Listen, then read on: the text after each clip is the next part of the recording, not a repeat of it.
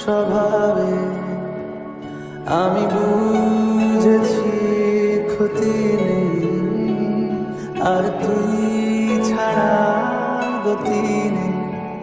ছুঁয়ে দেয়া ফুটে যাবে।